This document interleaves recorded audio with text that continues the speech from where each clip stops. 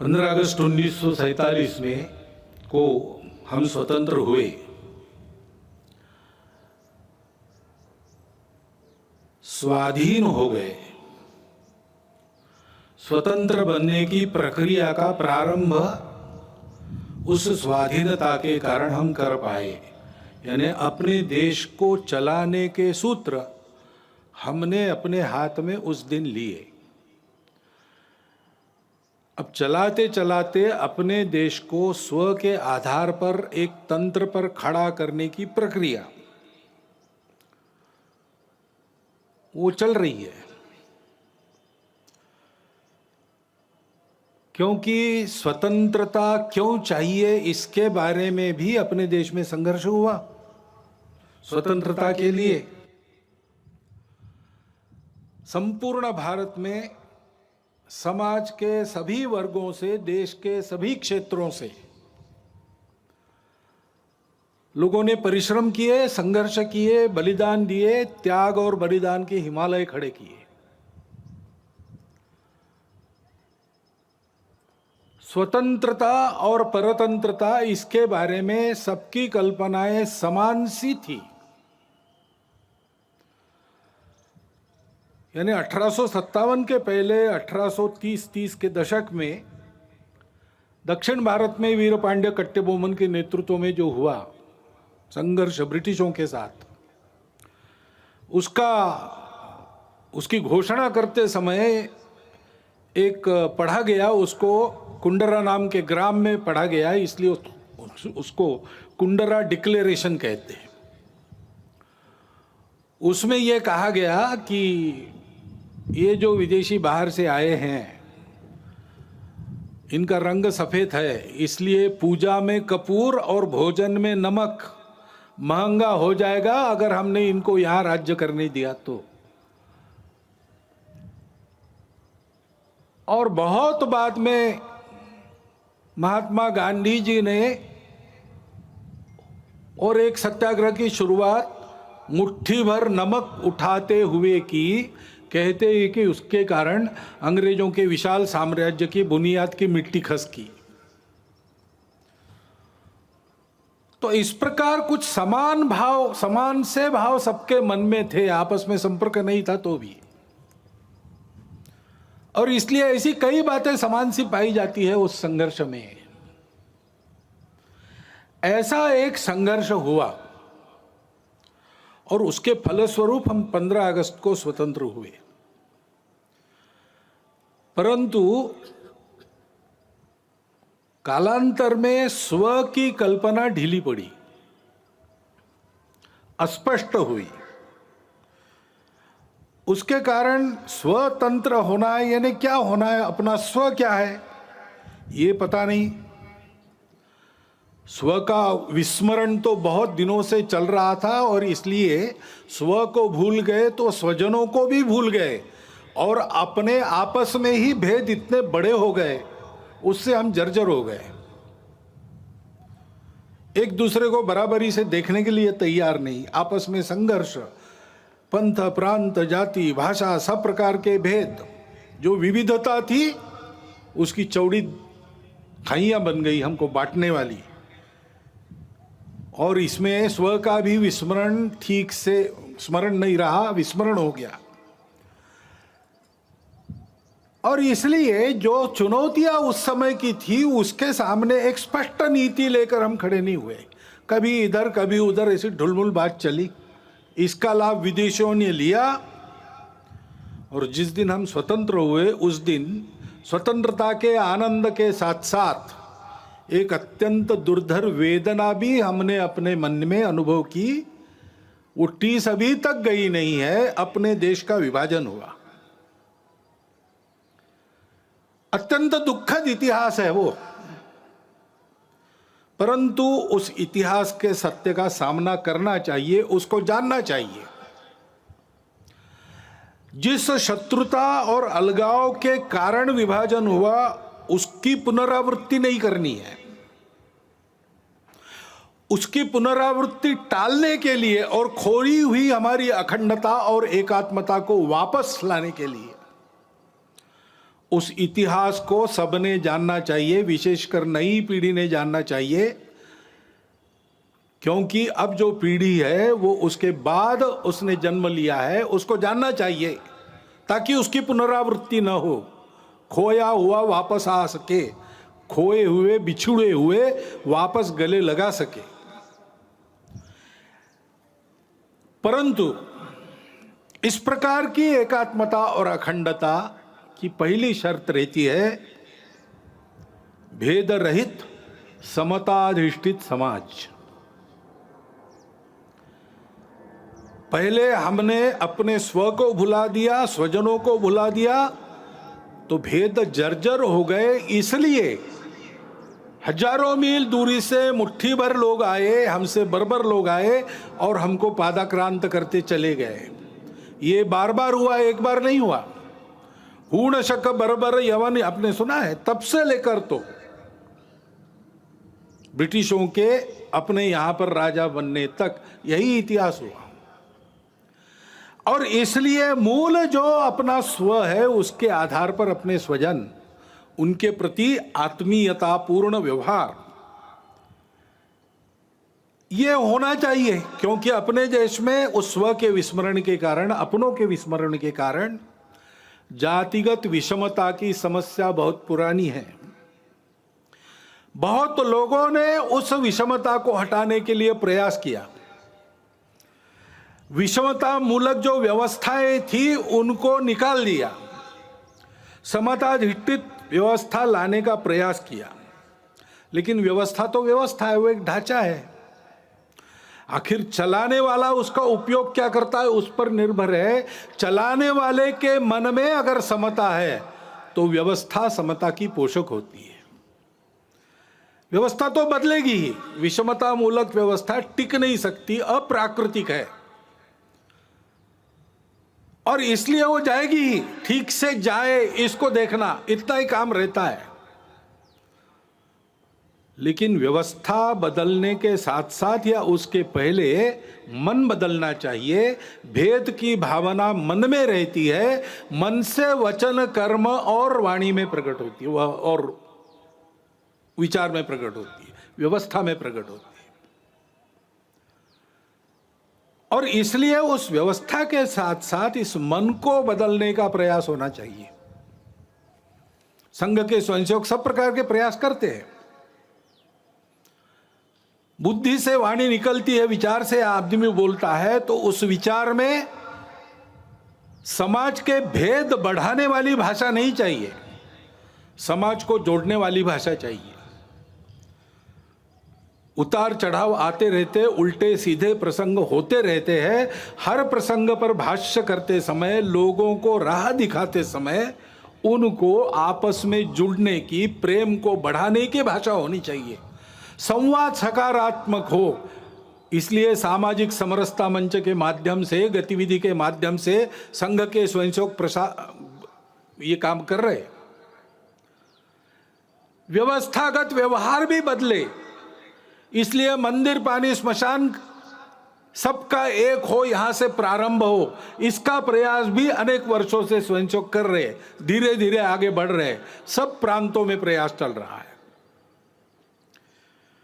परंतु मन से जाने के लिए तो मिलना पड़ेगा,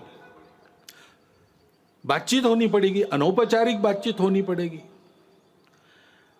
और इसलिए पर्व त्योहारों में आपस का मेलजोल, मिलजुल कर जयंतियां, पुण्यतिथियां, विशेष उत्सव इनको करना। जैसे समाज मिलता जुलता है, वैसे परिवार भी समाज के विभिन्न वर्गों के आपस में मित्रता करे। आना जाना, उठना बैठना, पर्व त्योहारों पर एक दूसरे के घर जाना, परिवार सहित घर पर बुलाना, इस प्रकार के अनौपचारिक पारिवारिक संबंध उत्पन्न हो। ये काम संघ की शाखाओं के माध्यम से और सामाजिक समरसता मंच नामक गतिविधि से संघ स्वयंसेवक कर रहे हैं, क्योंकि भेद रहित समताधिष्ठित समाज स्वातंत्र्य के टिकने की गारंटी है और राष्ट्र के एकात्मता का अधिष्ठान है। भारत की अखंडता और एकात्मता की ये जो श्रद्धा है, वो कोई नई बात नहीं है, भारत में चलती आई हुई बात है, सनातन काल से चलती आई है। उसके लिए लोग काम भी करते आए हैं। हमारे इतिहास में प्राचीन समय से लेकर अब तक बहुत उदाहरण है, बहुत पर्व ऐसे हैं जिससे बार बार इस एकात्मता का और अधिष्ठान मजबूत बनाया गया है। श्री गुरु तेग बहादुर जी महाराज का 400 सालावा प्रकाश वर्ष है। उनका बलिदान क्यों हुआ था? इसलिए हुआ था कि ये जो भारतवर्ष की चलती आई हुई एकात्मता की, प्रेम की, अखंडता की परंपरा है, उसका आधार तो यही है कि हम सब विविधताओं को स्वीकार करते, पूजा की भी विविधताओं को स्वीकार करते हैं। और उस समय देश में यह अत्याचार चल रहा था कि अपनी पूजा बदलो नहीं तो मरो।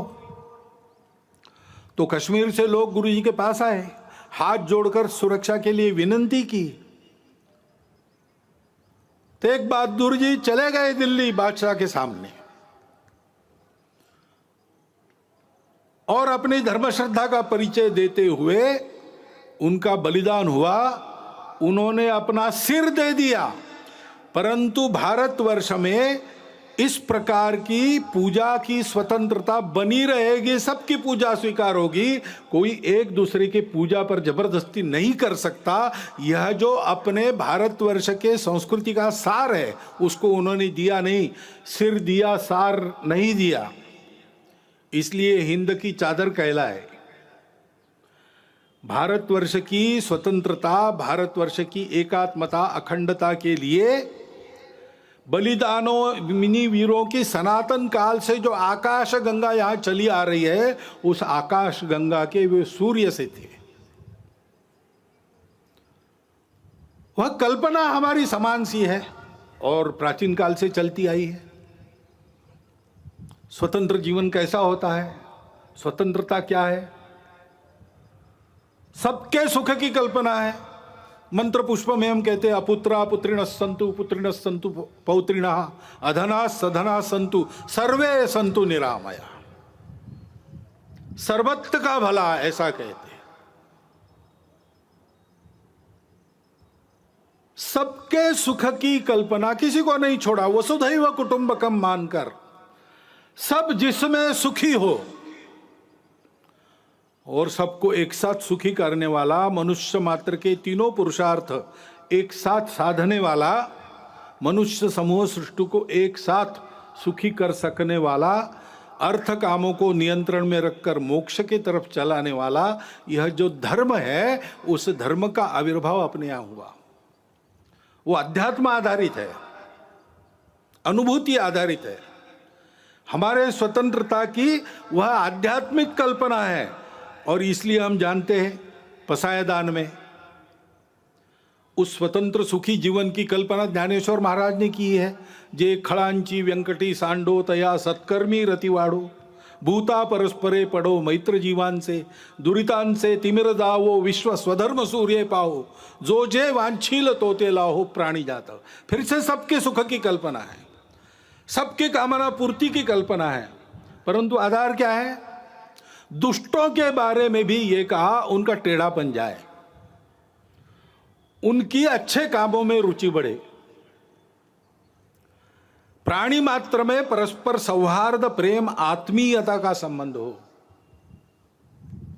सबके संकट दूर हो, सब अपने अपने स्वधर्म को अनुभूत करके चले, स्वधर्म पर चले,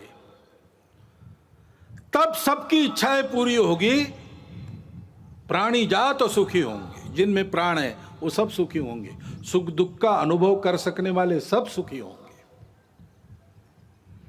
रविन्द्रनाथ टैगोर ने बाद में कहा, कोई अलग बात नहीं की, चित्त जथा भय शून्य उच्च जथा शिर। जहां चित्त भय से शून्य हो, जहां हम गर्व से माथा ऊंचा करके चल सके, जहां ज्ञान मुक्त हो, जहां दिन रात विशाल वसुधा के खंडों में विभाजित कर छोटे और छोटे आंगन न बनाए जाते हों, संपूर्ण मानवता की एकता की कल्पना, जहां हर वाक्य हृदय की गहराई से निकलता हो, सत्य पर चलने की कल्पना, हर दिशा में कर्म के अजस्त्र नदी के स्रोत फूटते हो और निरंतर अबाधित बहते हो, निरंतर कर्मशीलता आदि आदि जो पूरी कविता उनकी है वो हमारे स्वतंत्र जीवन की कल्पना देती है और उसके पीछे जो स्व है उसका आधार आध्यात्म है, स्पष्ट करती है। और इसलिए योगी अरविंद, जिनकी 150वीं जयंती है, उन्होंने भी यही बात कही है, हमारे स्व का अधिष्ठान स्पष्ट किया है, हमारे राष्ट्रीयता की कल्पना को उच्च रव से कहा है। गांधी जी इसी आधार पर बोलते थे। उनको सबूत की आवश्यकता पड़ी तो धर्मपाल जी ने सबूत जुटाए और आजीवन तपस्या की। उसके आधार पर उन्होंने भारतवर्ष के ब्रिटिश का प्रभाव होने के पहले के जीवन का जो चित्र सबूतों सहित किया है, प्रमाणित है, वो चित्र भी उनकी भी शताब्दी है, जन्म शताब्दी, वो चित्र भी इसी बात की पुष्टि करता है। हमारी इस स्व की कल्पना का आधार अध्यात्म आधारित परस्पर व्यवहार था, संतुलित व्यवहार था, आत्मीय व्यवहार था। उसको हम धर्म कहते हैं और उस धर्म के उदय से सब सुखी होते हैं। सावरकर जी ने कहा कि जब ऐसा हिंदू समाज खड़ा होगा संगठित, तो वो गीता की ही बात करेगा और अपने उद्देश्य को वसुधैव कुटुंबकम यही बताएगा, क्योंकि हम किसी को पराया मान ही नहीं सकते। ऐसा हमारा जो आध्यात्मिक राष्ट्रीयता का स्व है, वो उदय होने से दुनिया के सारे झगड़े समाप्त होंगे, खोया हुआ संतुलन वापस आएगा और ऐसा मानव धर्म उदित होगा, हिंदू धर्म उदित होगा। तो फिर परिणाम ये भी होगा कि मनुष्यों के कलहों पर जिनके दुकान चलते हैं और उनके खोए हुए संतुलन पर जो अपना उल्लू सीधा करते हैं, उनके दुकान बंद हो जाएंगे। और इसलिए हम देखते हैं कि ये न हो, भारत एक विकास के राह पर, बड़ा बनने की राह पर चल पड़ा है, ये हो ना पाए, हिंदू समाज अपने स्व को समझ ना पाए और वैसे ही कटा बटा रहे, इसलिए बहुत प्रयास चल रहे। जो जो भारत का है उसकी निंदा करना, जो जो भारतीय है उसकी निंदा करना, भारत के जीवन की, भारत के धर्म की, भारत की परंपरा की, इतिहास की, वर्तमान की व्यवस्थाओं की, सबकी निंदा करना, भारतीयों के हृदय में स्वयं के बारे में ही अश्रद्धा उत्पन्न करना, ऐसे प्रयास चलते हैं। इतने प्राचीन जीवन से दुनिया देख रही है कि उस जीवन में इतने लंबे समय से चलते हुए मूल्य है। मनुष्य जीवन को स्थिरता देखे, सुख देते हैं, टूटन से बचाते हैं, अधपतन से बचाते हैं, ऐसे मूल्यों से युक्त हमारा जीवन है। उन मूल्यों पर हमला होता है, बोल के भी होता है, निंदा करके भी होता है और विभिन्न माध्यमों से बहुत सूक्ष्म रीति से भी होता है। ऐसा स्थूल और सूक्ष्म एक सांस्कृतिक आक्रमण भी लगातार चल रहा है, इस भय से कि अगर ये सारी बातें भारत में ठीक हो गई तो हम नहीं चल पाएंगे। और गठबंधन भी ऐसे लोगों ने बना लिया है, सम्मिलित प्रयास करते। और भारत में हम देखते हैं कि इसको पहचान कर इसके उपाय में चलना चाहिए, समाज को ठीक दिशा में चलाने के प्रयास करने चाहिए। सब ऐसा नहीं करते। विशेषकर इसके व्यवस्था को चलाने का भारत की जो दायित्वधारी लोग हैं, राज्यों में है, केंद्र में है, सब लोग हैं, लेकिन कभी कभी ऐसा व्यवहार दिखता है, यानी एक भारत का ही राज्य है, दूसरा भी भारत का ही राज्य है, उसकी पुलिस आपस में युद्ध करती है, गोलियों से लोग मारे जाते हैं। हम एक देश के वासी हैं कि क्या है? अपनी राजनीतिक स्पर्धा के चलते और सरकारों का विरोध खड़ा होता है, पार्टियों का है, चलता है, लेकिन सरकारें व्यवस्था के अंग है। व्यवस्था तो एक है, संविधान के तहत बनी है। संविधान के तहत हम फेडरल स्ट्रक्चर है, लेकिन संविधान के तहत ही we the people of India, हम एक देश के लोग हैं, हमारा एक देश है। व्यवस्थाएं हमने फेडरल बनाई है, लोग फेडरल नहीं है। संपूर्ण जन एक राष्ट्र है। लेकिन ऐसा पोषक व्यवहार सत्ता में बैठे लोगों का भी होता हुआ नहीं दिखता। तो समाज को कहां से उद्बोधन मिलेगा, कहां से पथ प्रदर्शक पाथेय मिलेगा? अपने राजनीतिक उल्लुओं को सीधा करने के लिए ऐसे छल कपट चलते हैं, उसमें समाज के मन का क्या होता है, समाज में जो भेद है उनको मिटाया जाता है कि उनको और चौड़ा किया जाता है, इसकी परवाह न करते हुए होता है। अब समाज को ही बचना पड़ेगा इन बातों को पहचानते हुए, क्योंकि ये षड्यंत्र चलते हैं। असंतोष उत्पन्न करना निमित्त तो मिलते ही है। इतने बड़े समाज में, इतने लंबे चौड़े देश में छोटा भी निमित्त है, उसको प्रचार के साधनों के आधार पर बहुत बड़ा करके बताना, असंतोष उत्पन्न करना, आपस में विरोध उत्पन्न करना, जाति से जाति को लड़ाना, प्रदेश से प्रदेश को, भाषा से भाषा को लड़ाना, कलह उत्पन्न करना और आतंक का वातावरण उत्पन्न करते हुए इसको शमन करना चाहने वाले शक्तियों को दबाने का प्रयास करना और एक तरह से देश में अराजकता उत्पन्न हो, ऐसा प्रयास करना, ये भी प्रयास चल रहे हैं। और तकनीकी के आधार पर नई नई बातें जो आ रही, वो और आग में घी डालने का काम कर रही। नियंत्रण नहीं है उसका। ओटीटी प्लेटफॉर्म्स है, उस पर कैसे कैसे चित्र आते हैं, क्या क्या आता है। अभी तो कोरोना में बालकों के हाथ में भी मोबाइल आ गया और ऑनलाइन तो देख ही रहे, और क्या देखते क्या नहीं इसका कोई नियंत्रण नहीं। और ओटीटी प्लेटफॉर्म पर क्या दिखाना, इसका भी कोई नियंत्रण नहीं। देश में तरह तरह के नशीले पदार्थ आते, उनकी आदतें बढ़ रही है। वो कैसे रोकी जाए, कैसा हो, पता नहीं। उच्च वर्ग से लेकर तो बिल्कुल आखिरी आदमी तक समाज के जितने भी स्तर है, सब में भयंकर व्यसन। और उस व्यापार से आने वाला पैसा किसके हाथ में जाता है हम सबको पता है। देश विरोधी कार्यों में उसका उपयोग होता है।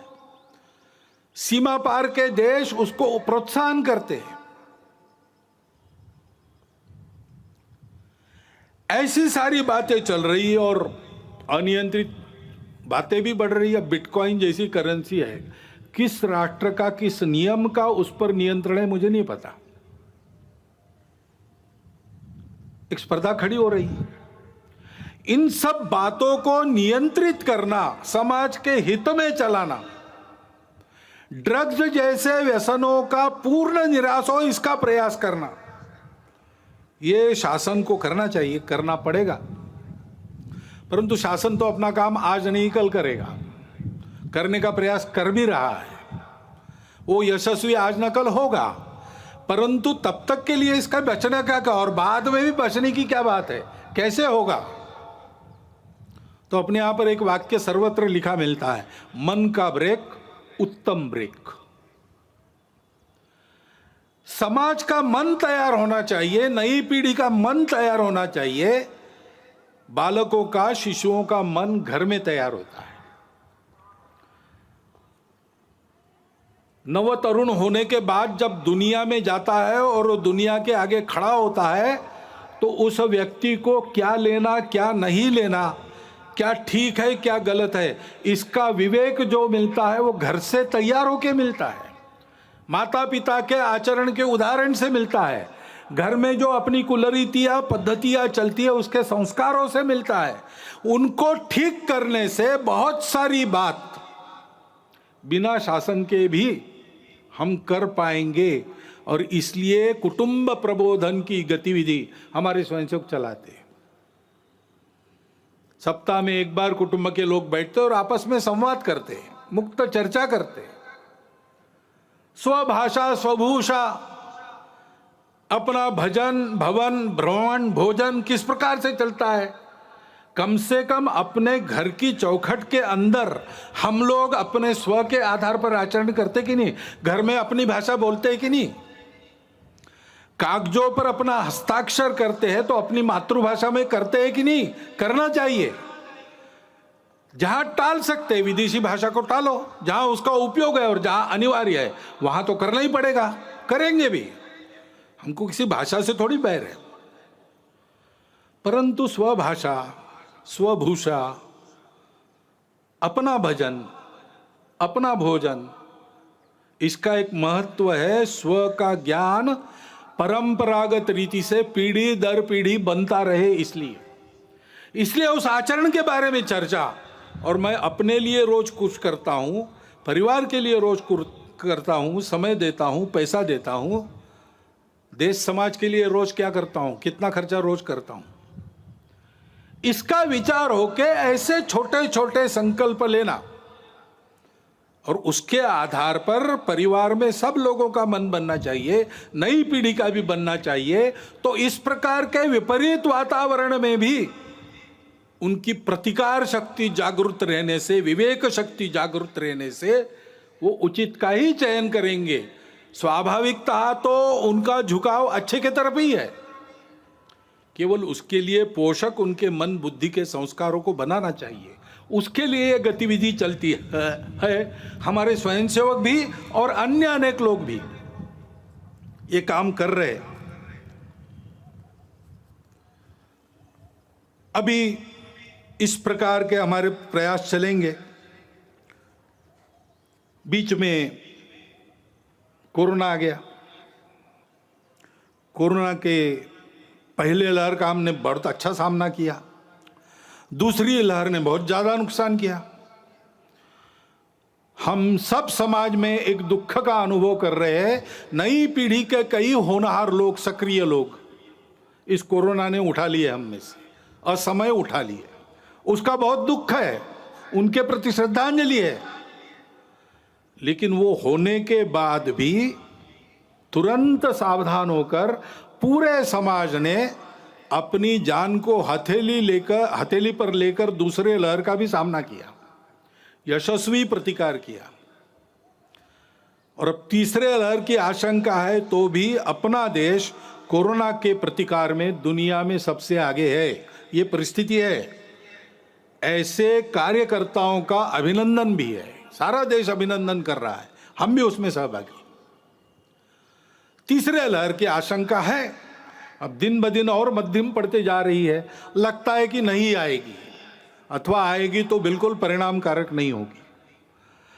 लेकिन किसी अनुमान पर निर्भर नहीं रहना चाहिए, तैयारी पूरी होनी चाहिए।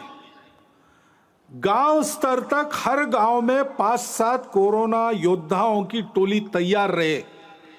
इसलिए संघ ने देश भर में प्रशिक्षण का कार्यक्रम लगभग पूरा कर लिया है और उसके आधार पर इस कोरोना से लड़ाई होगी, ठीक से होगी। आएगा नहीं ऐसी आशा करते हैं, लेकिन आएगा तो क्या करना उसकी पूरी तैयारी है और हम इस कोरोना को मात देंगे। उसके नुकसान हुए हैं, 2 साल चला तो आर्थिक क्षेत्र में नुकसान हुआ है, बहुत नुकसान हुआ है, परंतु हमारा समाज उससे दबा नहीं है। आर्थिक क्षेत्र में भी उस नुकसान को पूरा करने का आत्मविश्वास दिखता है, लोग बोलते हैं। और किसी किसी आर्थिक अर्थायाम के क्षेत्र में तो सब पूर्ववत हो गया और आगे बढ़ गया, ऐसा भी वृत्त आता है। स्व के बारे में अपने समाज की प्रवृत्ति निश्चित रूप से बढ़ी है। अभी राम मंदिर का धन संग्रह हमने किया गांव-गांव जाके, तो वहां भी यही अनुभव आया। स्फूर्त रूप से समाज के सभी जाति वर्गों का, सभी भौगोलिक क्षेत्रों से उत्तम सहयोग मिला और एक ही भावना के कारण कि कुछ हमारा हमने वापस लाया है, उसको खड़ा कर रहे हैं। सब लोग राम की पूजा करने वाले लोग नहीं थे, परंतु सबका योगदान है, सबका उत्साह है। और वो स्व प्रकट भी हो रहा है, वो उत्साह प्रकट भी, उस आत्मविश्वास का परिणाम भी दिख रहा है। अभी ओलंपिक और पैरा ओलंपिक में कितने मेडल, ओलंपिक में 1 गोल्ड, 2 सिल्वर और 4 ब्रॉन्ज, यानी स्वर्ण, रौप्य और कांस्य। और पैरा ओलंपिक में 5 स्वर्ण, 8 रौप्य और 6 कांस्य पदक हमारे खिलाड़ियों ने प्राप्त की। ये उत्साह कहां से आया? बहुत परिस्थितियां उनकी बदली है, ऐसा नहीं है, परंतु देश के लिए कुछ कर गुजरने की प्रवृत्ति बनी है। और इसलिए यह कोरोना की आपत्ति हमारे लिए स्व का चिंतन करने का एक अवसर भी बनी है। हमने अनुभव किया अपने स्व पर आधारित कई बातें कितनी उपयोगी है। उदाहरणार्थ अपने स्वास्थ्य का विषय है। स्वास्थ्य मनुष्य की ऐसी आवश्यकता है, उसको पूरा करने के लिए वो कुछ भी कर लेगा। बीमार है तो उपचार के लिए घर भी बेच देगा, लेकिन अच्छे उपचार और विश्वस्त उपचार जिससे निश्चित ही रहेगी मुक्त, रोग मुक्त होने की, ऐसे उपचार लेने के लिए कुछ भी करता है। तो हमने देखा कि देश में सबकी इच्छा है चिकित्सा सबको सुलभ रहे, सबके पास पहुंच सके, और चिकित्सा महंगी न हो, सब आयु वर्ग के लोग उसका लाभ ले सके। वो सस्ती और सुलभ चिकित्सा पानी है तो स्व के आधार पर क्या विचार करेंगे? पहली बात है कि हमारी परंपरा में केवल इलनेस का, बीमारी का विचार नहीं किया, हमने वेलनेस का भी विचार पहले से किया है। आयुर्वेद में एक पूरा प्रकरण स्वास्थ्य वृत्त है, बीमार नहीं कैसे पड़ना।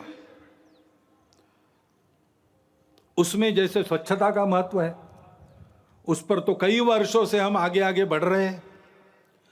लोक स्वास्थ्य का, पब्लिक हेल्थ का विषय है, उस पर भी हमको बहुत तरीके से आगे जाना पड़ेगा, क्योंकि उसमें शासन को भी बहुत कुछ करना पड़ता है, समाज को भी बहुत कुछ करना पड़ता है। अपने घर की और स्वयं की स्वच्छता तो हम देख लेंगे, अपने मोहल्ले की स्वच्छता पर भी ध्यान देना पड़ेगा। सार्वजनिक स्थानों पर स्वच्छता बरतने की आदत लगानी पड़ेगी। स्वच्छता के लिए नंबर मिलते हैं आजकल शहरों को, अच्छी बात है, लेकिन दिखने वाली स्वच्छता और जहां नहीं कोई देखता वहां स्वच्छता नहीं, ऐसे लोक स्वास्थ्य में नहीं चलता। बीमारी हवा से भी आती है, और इसलिए लोक स्वास्थ्य के नियमों का ध्यान रखना और जीवन शैली मुख्यतः ठीक करना। प्राकृतिक जीवन शैली चाहिए, जितनी प्रकृति के पास रहेगी उतना हम स्वस्थ रहेंगे। पर्यावरण के साथ मेल खाने वाली जीवन चाहिए। हम बेतहाशा रासायनिक खेती का प्रयोग करेंगे तो कैंसर तो बढ़ेगा ही। हम अगर हर जगह प्लास्टिक से प्रदूषण लाएंगे तो हम जिस सांस से हवा भरते हैं वो सांस अपनी विषैली हो जाएगी। और इसलिए हमारे यहां पानी का उपयोग ठीक से करना, नाप तोल कर करना। पानी सबके लिए आवश्यक है, लेकिन अगर हम पानी को अमर्यादित खर्चा करने लगे तो सबको पानी नहीं मिलेगा, और सब सुखी होंगे तभी हम सुखी होंगे, नहीं तो नहीं होंगे। प्लास्टिक का उपयोग कम से कम करना चाहिए, कम से कम, जिसको अंग्रेजी में सिंगल यूज प्लास्टिक कहते हैं, उसको तो आप जीवन से हटाने की बारी आ गई है। और जहां बनता है, घर से लेकर, आंगन से लेकर, मोहल्ले, गांव, जंगलों, खेतों तक हरियाली बढ़ाना, वृक्षारोपण करना, ये करने की आवश्यकता है। उसके लिए पर्यावरण गतिविधि चलाते हैं स्वयंसेवक। पर्यावरण के क्षेत्र में बहुत लोग काम करते हैं, जल संधारण से लेकर सारी बातों में। पर्यावरण गतिविधि प्रत्येक परिवार में पानी बचाना, प्लास्टिक हटाना और हरियाली बढ़ाना, इन 3 का छोटी छोटी बातों से लेकर सब में आचरण उत्पन्न हो, इसके लिए प्रयास करती है। क्योंकि ये ऐसी जो पर्यावरण की शैली है वो स्वास्थ्य को भी ठीक करती है और खर्चा भी बचाती है। कोरोना काल में जितने विवाह हुए कितने सस्ते में हुए। हमारे ध्यान में कई बातें आ गई कि हम जो खर्चा करते हैं वो कितना खर्चा फालतू होता है, इससे कम में हम जी सकते हैं। जो मिलता है उसमें अपने घर गृहस्थी को रोटी, कपड़ा, मकान, स्वास्थ्य, शिक्षा, अतिथि सत्कार, ऐसी न्यूनतम आवश्यकताओं को ठीक से पूर्ण कर सकते हैं। अब कोरोना जाएगा, जाने को है। अपनी सुधरी हुई आदत को फिर से नहीं बिगाड़ना, इसका हमको ध्यान देना पड़ेगा। और इसलिए पर्यावरण के साथ स्वास्थ्य को साधते हुए हमको यह भी प्रयास करना पड़ेगा कि सब प्रकार की पैथियों को मान्यता देते हुए अपने अपने पैथी का अहंकार, अभिमान तो रहना चाहिए, गौरव तो रहना चाहिए, अहंकार नहीं होना चाहिए। कुछ बीमारियों को कुछ पैथी में इलाज है, किसी में नहीं है। हर एक चिकित्सा पद्धति का अपना अपना तत्वज्ञान है। मतभेद हो सकते हैं लेकिन विरोध नहीं होना चाहिए। सभी चिकित्सा पद्धतियों का समन्वय करते हुए सबको सुलभ हो सके ऐसी चिकित्सा हम दे सकते, क्योंकि कुछ पद्धतियों में इलाज महंगे हो जाते, उसका इलाज नहीं। कुछ पद्धतियों में वही इलाज बहुत सस्ता हो जाता उसी बीमारी का, और गुण भी मिलता है। तो इसलिए सभी पद्धतियों का समन्वय करते हुए कैसे आगे बढ़ेंगे, और सबको एकदम बहुत गंभीर चिकित्साओं का सामना नहीं करना पड़ता। छोटी मोटी रोज की बीमारियां होती है तो प्राथमिक चिकित्सा अपने गांव में ही उपलब्ध रहे, उसमें डॉक्टर वैद्य भी हो, और अंग्रेजी में कहते हैं बेयरफुट डॉक्टर्स, आरोग्य रक्षक, ऐसी भी कोई व्यवस्था बने। थोड़ी अधिक चिकित्सा करनी है तो जिला केंद्र पर सबके लिए उपलब्ध रहे, और बहुत उच्च स्तरीय, बहुत गंभीर चिकित्सा अगर आवश्यक है तो एक एक विभाग केंद्र पर, कमिश्नरी के केंद्र पर या बड़े कस्बों में उसकी व्यवस्था उपलब्ध रहे। इस प्रकार का एक तंत्र खड़ा करना पड़ेगा। ऐसा समग्र स्व के आधार पर सोचते हैं तो सबको सुलभ और सस्ती चिकित्सा का प्रबंध अपने देश में हो सकता है। वही बात आर्थिक मामलों की है। हम जानते हैं विश्व में जो प्रचलित अर्थव्यवस्था है उसके कारण कई समस्याएं भी खड़ी है, और समस्याओं का उत्तर उस व्यवस्था के पास नहीं है। सभी देशों में उसका पुनर्विचार चल रहा है। बहुत उत्साह से जिन बातों की उद्घोषणा आर्थिक जगत पहले करता था, आज उसने वो करना बंद कर दिया है, अंतर्मुख होकर विचार कर रहा है। तीसरा रास्ता कौन सा है? तीसरा रास्ता हम दे सकते हैं। हमारे परंपरागत आर्थिक चिंतन की जो दृष्टि है वो पूर्ण है, अधूरी नहीं है। हमने उस स्व के आधार पर ये चिंतन किया है। एक शाश्वत सत्य हम पहले बताते हैं कि भाई अर्थशास्त्र क्यों है? मनुष्य की कामना पूर्ति के लिए साधन उपलब्ध कराने का शास्त्र, ऐसा वो मानते हैं। हमारे यहाँ थोड़ा आगे गए, हमने कहा कि सुख प्राप्ति का वो है, और एक का सुख हो नहीं सकता, सबका सुख चाहिए। इसलिए जितनी प्रजा है उसके सुख का वो शास्त्र है।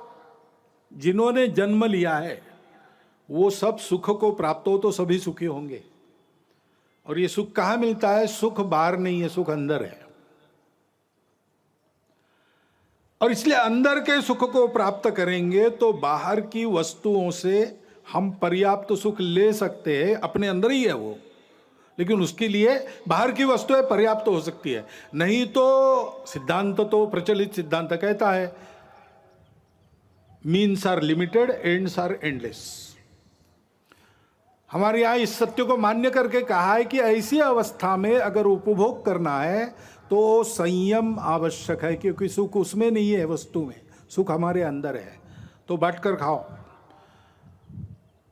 उस सुख के पीछे बहते मत जाओ, सुख पर तुम्हारा नियंत्रण चाहिए। और इसलिए संयम पूर्ण उपभोग, न्यूनतम आवश्यक जितना है उतना उपभोग। क्योंकि ये सब हमारा नहीं, मेरी अपनी प्रॉपर्टी नहीं है, इस पर मालकियत किसकी है? किसी की नहीं। ईशावास्यमिदं सर्वम, भगवान का बनाया है, भगवान का है।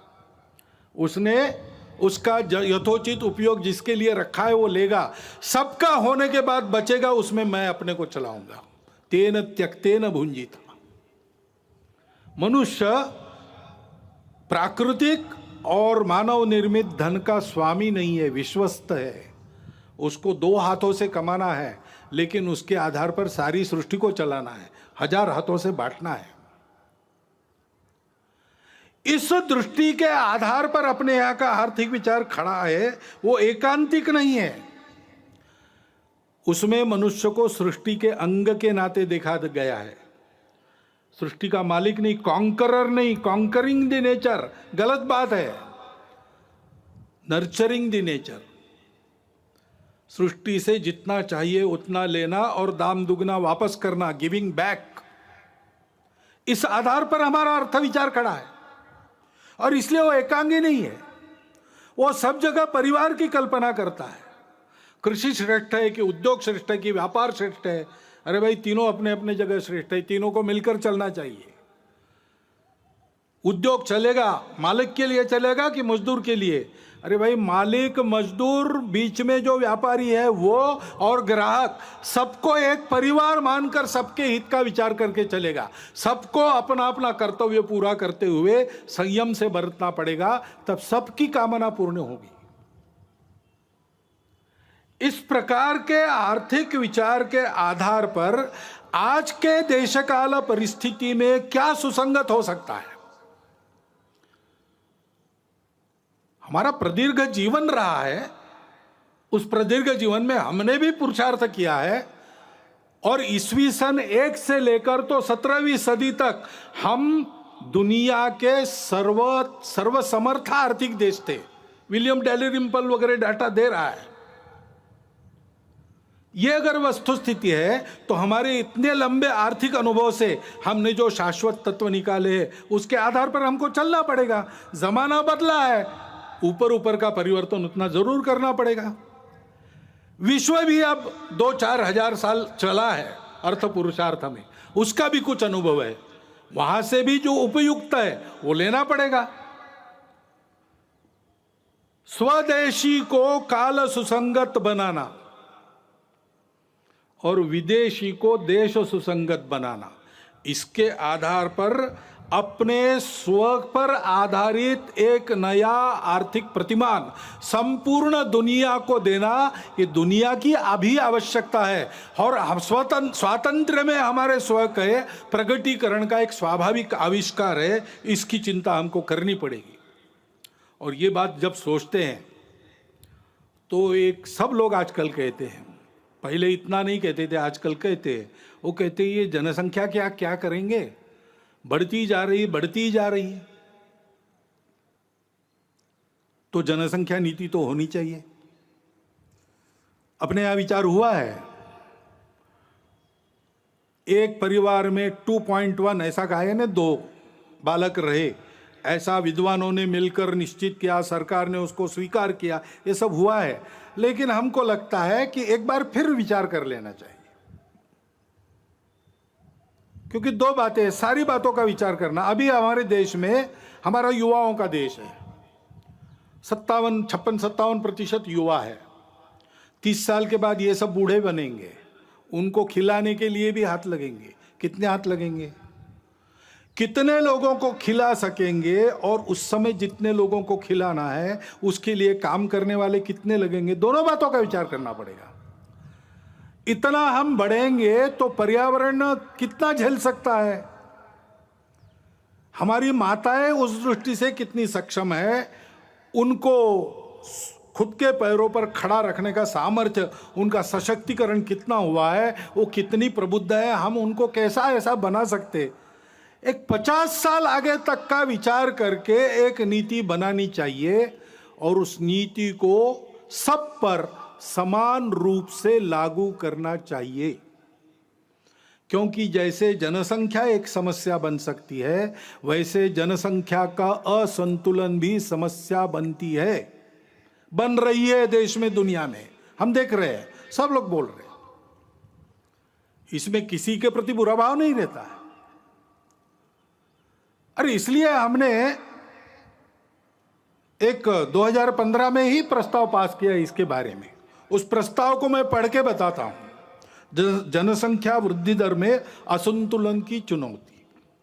देश में जनसंख्या नियंत्रण हेतु किए गए विविध उपायों से पिछले दशक में जनसंख्या वृद्धि दर में पर्याप्त कमी आई है, लेकिन इस संबंध में अखिल भारतीय कार्यकारी मंडल का मानना है कि 2011 की जनगणना के पांथिक आधार पर किए गए विश्लेषण से विविध संप्रदायों की जनसंख्या के अनुपात में जो परिवर्तन सामने आया है, उसे देखते हुए जनसंख्या नीति पर पुनर्विचार की आवश्यकता प्रतीत होती है।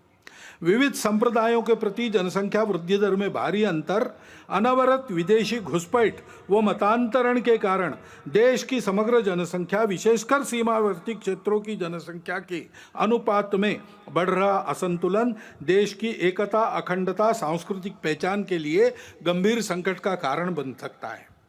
विश्व में भारत उन अग्रणी देशों में था जिसने 1952 से ही जनसंख्या नियंत्रण के उपायों की घोषणा की थी, परंतु सन 2000 में जाकर ही वह एक समग्र जनसंख्या नीति का निर्माण और जनसंख्या आयोग का गठन कर सका। इस नीति का उद्देश्य सकल प्रजनन दर की आदर्श स्थिति को 2045 तक प्राप्त कर स्थिर व स्वस्थ जनसंख्या के लक्ष्य को प्राप्त करना था। ऐसी अपेक्षा थी कि अपने राष्ट्रीय संसाधनों और भविष्य की आवश्यकताओं को ध्यान में रखते हुए प्रजनन दर का यह लक्ष्य समाज के सभी वर्गों पर समान रूप से लागू होगा। परंतु 2005-6 का राष्ट्रीय प्रजनन एवं सार्थ सर्वेक्षण सन 2011 की गणना के 0 से 6 आयु वर्ग, 0 से 6 आयु वर्ग के पांथिक आधार पर प्राप्त आंकड़ों से असमान सकल प्रजनन दर एवं बाल जनसंख्या अनुपात का संकेत मिलता है। यह हमारा प्रस्ताव है, तो इसलिए सुझाव हमारे ऐसे और भी लिखा है, पूरा नहीं पढ़ता हूं, लिखित भाषण में उपलब्ध है। देश में उपलब्ध संसाधनों, भविष्य की आवश्यकताओं एवं जनसांख्यिकीय असंतुलन की समस्या को ध्यान में रखते हुए देश की जनसंख्या नीति का पुनर्निर्धारण कर उसे सब पर समान रूप से लागू किया जाए। सीमा पार से हो गई अवैध घुसपैठ पर पूर्ण रूप से अंकुश लगाया जाए। राष्ट्रीय नागरिक पत्रिका का निर्माण कर इन घुसपैठियों को नागरिकता के अधिकारों से तथा भूमिकरित के अधिकार से वंचित किया जाए। जो अनधिकृत प्रवेशकारी लोग हैं, वो हमारे देश में बसने वाले, सदियों से बसने वाले, पीढ़ी दर पीढ़ी बसने वाले नागरिक बने हुए, किसी के प्रति ये बात नहीं है। और देशवासियों का ये आह्वान है कि जनसंख्या में असंतुलन उत्पन्न कर रहे सभी कारणों की पहचान करते हुए जन जागरण द्वारा देश को जनसांख्यिकीय असंतुलन से बचाने की सभी विधि सम्मत प्रयास करें। कैरो में एक परिषद हुई थी राष्ट्रों की, उसमें सबके साथ अपने देश का जो अधिकृत संकल्प है, डॉक्टर मनमोहन सिंह उस समय प्रधानमंत्री थे, उस संकल्प के बाहर इसमें कुछ भी नहीं है, सब उसके मर्यादा के अंदर है। क्योंकि कुछ ऐसी परिस्थितियां आती है, अभी जैसे एक अचानक आ गया, वायव्य सीमा के पार तालिबान खड़ा हो गया। अब तालिबान का पूर्व चरित्र क्या है हम सब जानते हैं, और उसकी जो बातें हो रही है वो दो प्रकार की हो रही है।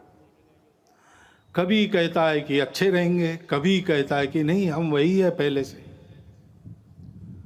तो इसका एक स्पष्ट संकेत है कि हमसे सावधान रहना चाहिए।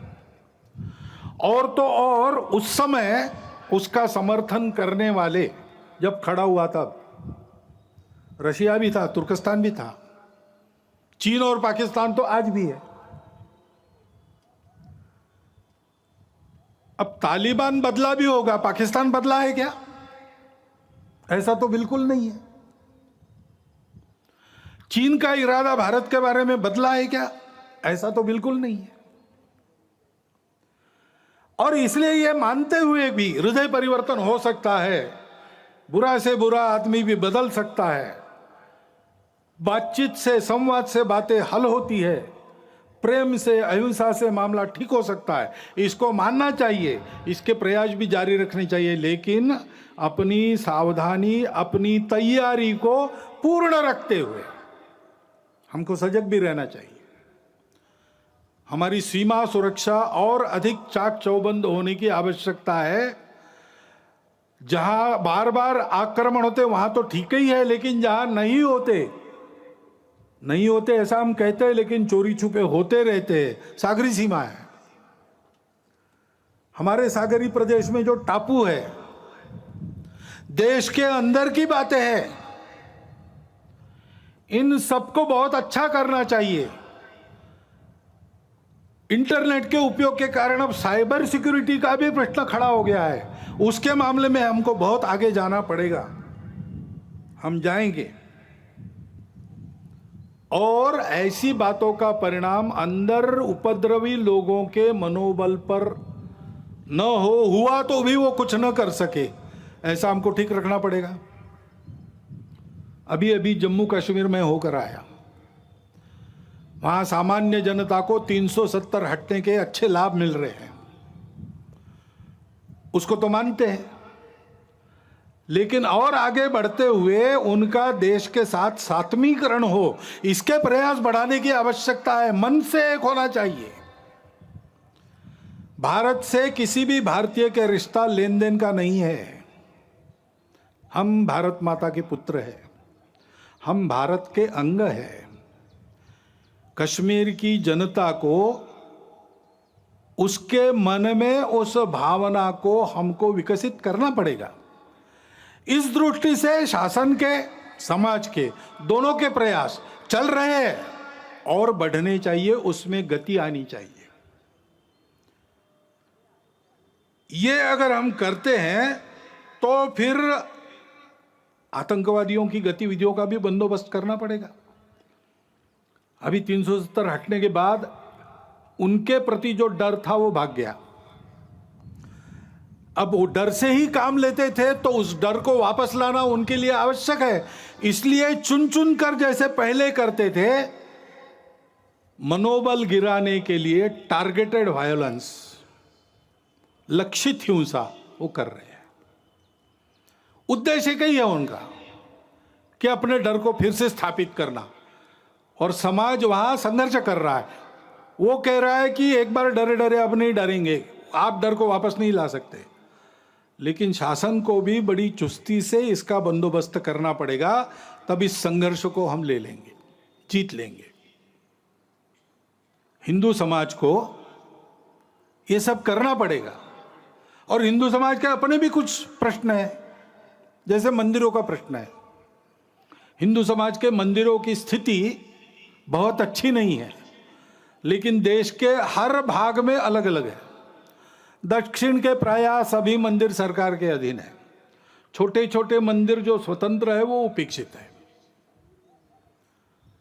बाकी भारत में कुछ मंदिर सरकार के अधीन है, कुछ मंदिर भक्तों के अधीन है। सरकार के अधीन भी कुछ मंदिर बहुत अच्छे चलते हैं, बहुत सुंदर, साफ सुथरे, प्रेरणा देने वाले, भक्तों की मदद, समाज की सेवा करने वाले। सरकार के अधीन भी है और भक्तों के अधीन भी मंदिर बहुत अच्छे चल रहे।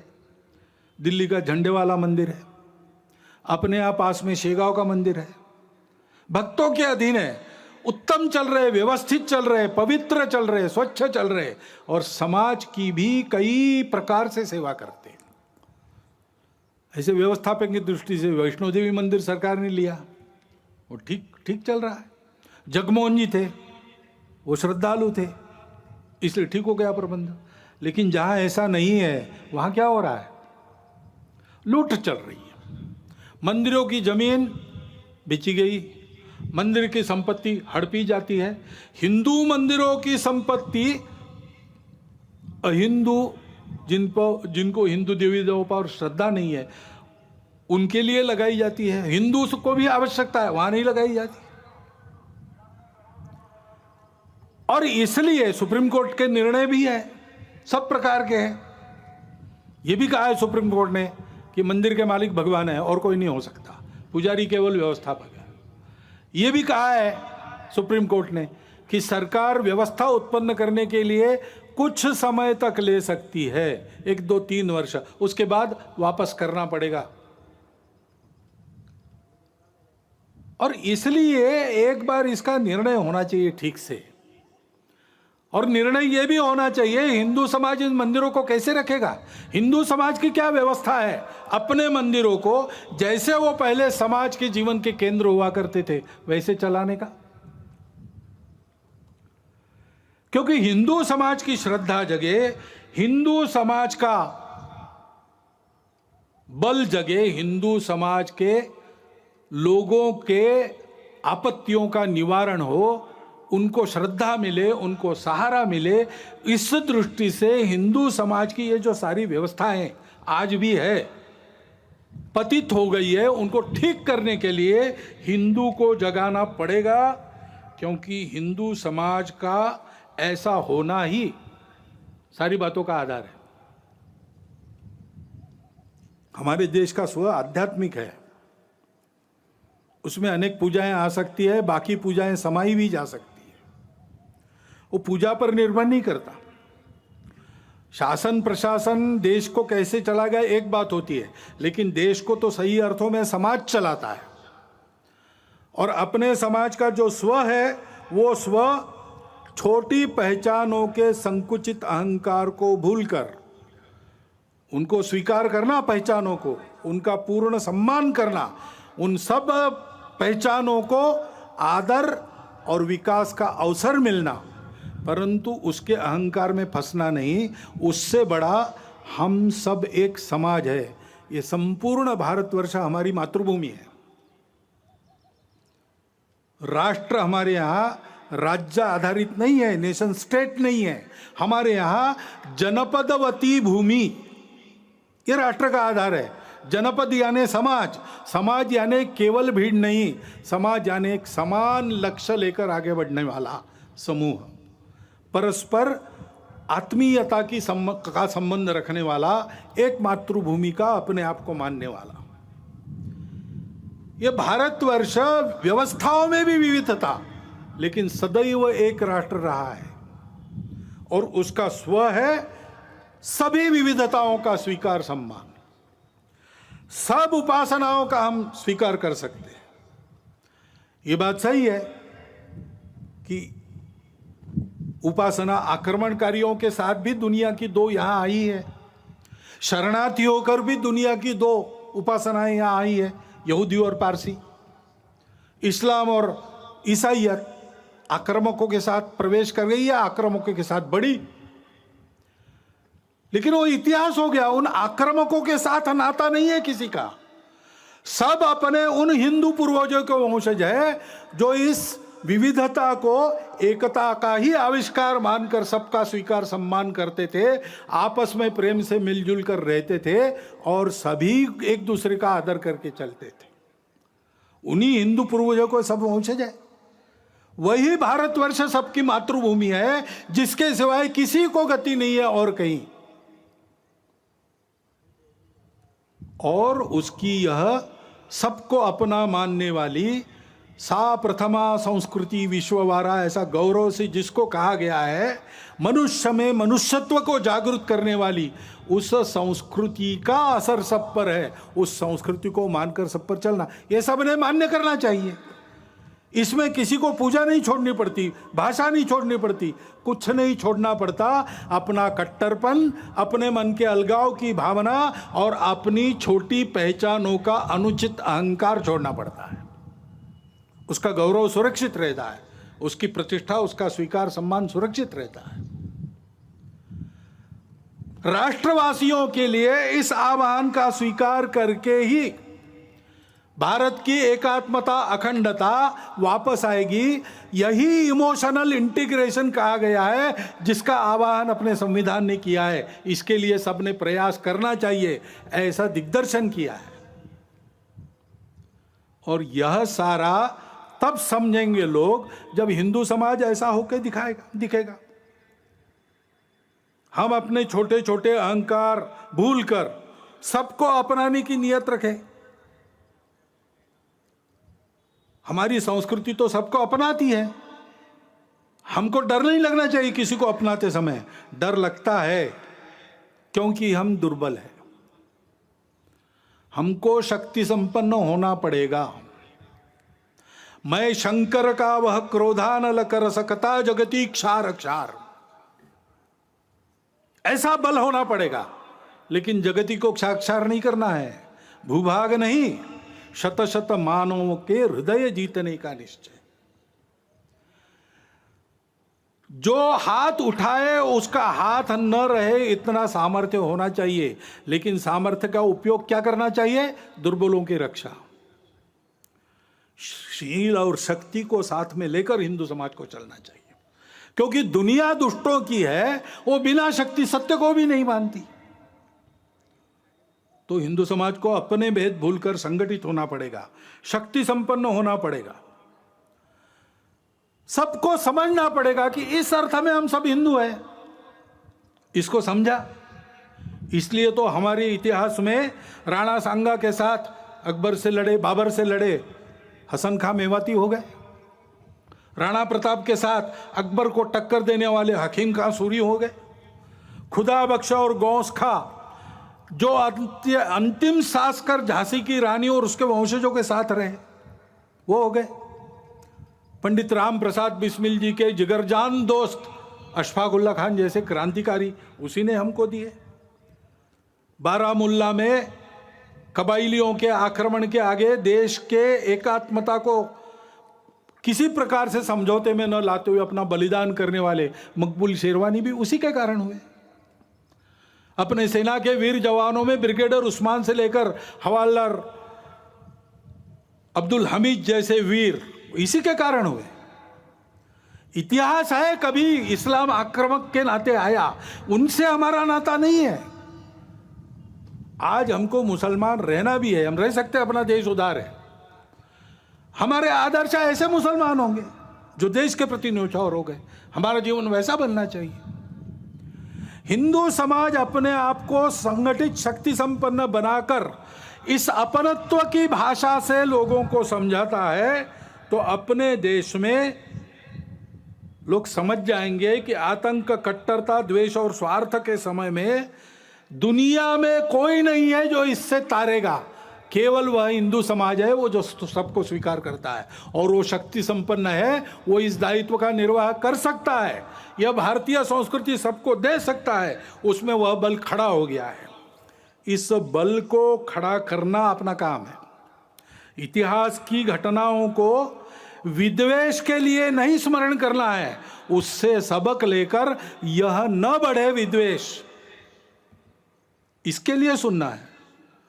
जन्मेजय ने व्यास जी को सर्प यज्ञ उसका जब खंडित हुआ तब यही कहा कि हमने सुना कि हमारे जो पूर्वज थे कौरव और पांडव, उनमें बड़ा भयंकर संहारकारी युद्ध हुआ। ये कैसे हुआ? ये आपस में शत्रुता क्यों बढ़ी? दोनों तो भाई भाई थे और दोनों तरफ अच्छे अच्छे लोग थे, कर्तृत्व संपन्न लोग थे। कौन सी ऐसी खटास थी जो दूर नहीं हो सकी? क्या किसी ने उस बैर को शमन करने का प्रयास नहीं किया? ये महाभारत क्यों हुआ बताइए।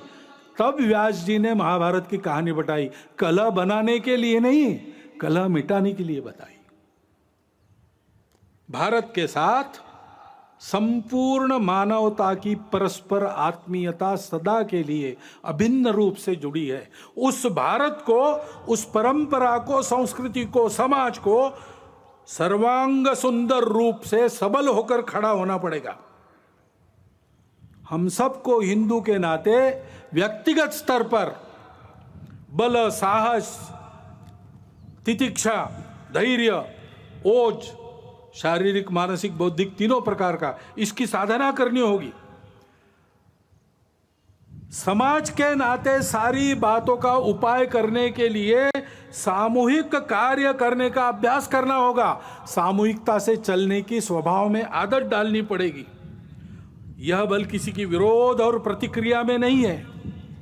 हमारी फूट के चलते हमको तोड़कर अपने स्वार्थ के उल्लू सीधा करने के लिए सब लोग ताक पर है। इसको समझते हुए, और ये हमारा स्वभाव होना चाहिए हिंदू के नाते, संगठित रहना, बल संपन्न रहना, संपूर्ण मानवता के लिए अपने बल का उपयोग करना। ये कर्तव्य निर्वाह करने के लिए ऐसे हिंदू समाज को खड़ा होना पड़ेगा, क्योंकि जागरूक, संगठित, बल संपन्न और सक्रिय हिंदू समाज ही सब समस्याओं का समाधान है। यही काम तो हम करते हैं। भारत के ओर से भारत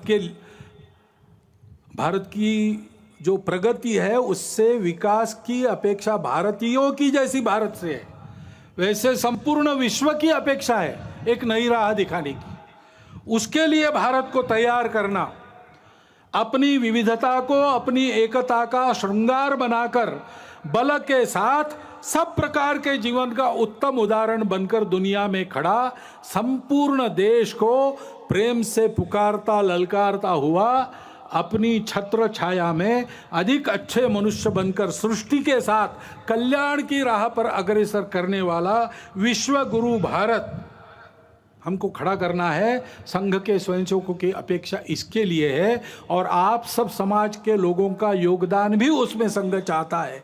इस यज्ञ में आपकी भी सबकी संविदा पड़े, सारा समाज इसके लिए अग्रसर हो तो भारत का भाग्य बदल जाएगा। वो भाग्य बदलना है, वो भारत की आवश्यकता है, वो समय की, विश्व की आवश्यकता है। और इसलिए भ्रांति जनमन की हटाते, क्रांति का संगीत गाते, एक के दशलक्ष होकर कोटियों को है बुलाते, इस पद्धति से हमको आगे बढ़ना है। क्योंकि तुष्ट माँ होगी तभी तो विश्व में सम्मान पाकर बढ़ रहे हैं चरण अगणित, बस इसी धुन में निरंतर। भारत माता की जय।